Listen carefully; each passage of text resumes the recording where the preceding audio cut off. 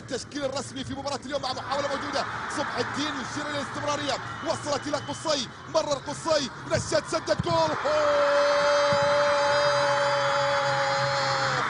سجل. هز الملعب، هز الملعب، والسود الرافدين تنتفض في ملعب الريان، وهزوا الملعب اليوم. هز القاع يونس نشأت وهوار، صالح ويا باسم، والبطل كرار. نعم البطل كرار سجل. العراق تقدمت، العراق وصلت، العراق إلى الدور القادم، العراق إلى المرحلة القادمة. هز القاع يونس في البداية وكمل على المشوار بعد ذلك كرار. لكن شوف المحاولة، يا سلام يا سلام، وصلت إلى كرار. هدف عراقي أول.